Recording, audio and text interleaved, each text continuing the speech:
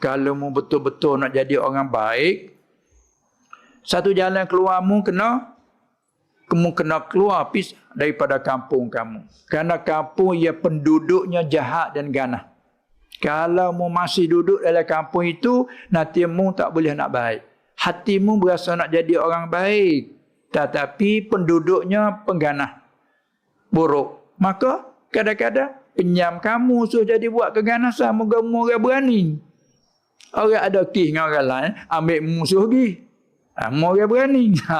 Jadi kalau selagi mana mu duduk dalam kampung ini, mu tak boleh jadi orang baik. Jalan kamu mu kena keluar pergi kepada hijrah, pergi kepada kampung yang penduduknya orang baik-baik. Hamba tu hukum sunat kalau duduk di kampung yang kampung kita ni orang-orang yang Allah ganas, maka sunat kita hijrah.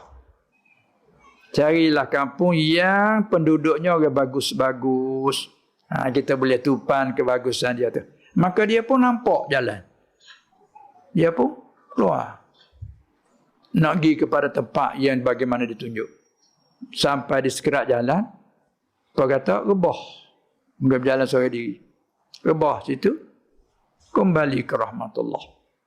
Dalam hadis sebut, datang dua malaikat. Malaikat rahmat, malaikat azab. Duk tanazak dua tu. Masing-masing nak ambil. Malaikat azab kata, dia orang ni nak masuk dalam kena azab. Malaikat rahmat kata, dia nak ambil orang ni dalam rahmat.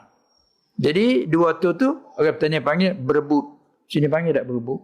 Panggil apa sini? Panggil berebut lah. Panggil berebut lah dua tu. Mak ni nak ambil pergi azab. Yang ni nak ambil pergi rahmat.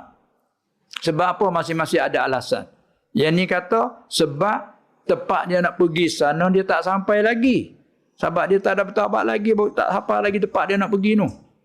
Yang ni kata, sungguh pun tak sampai di sana, tapi hati dia tu dah bulat dah. Macam mana tu nak ambil hakim, pengadil untuk nak buat keputusan dah. Allah hantar ke satu adil, satu pengadil. Begini, kamu ukurkan tempat yang dia rebah di sini ni, tempat dia, mati ni, ukurkan, tarik daripada situ, pergi dengan tempat kampung dia nak pergi, dan ambil daripada sini, mari pada kampung dia telah tinggal, mana jauh, mana dekat dua ni. Supaya dia ukur ni lah, apa dia, polis bila berlaku kemalangan tengah jalan raya kan, tak kita ambil tali tarik. Berlaku belanggar dua biji mutu, siapa yang salah, ukur, orang ni ukur, yang ni salah, 1, 2, 3. Nampak? Ni pun tarik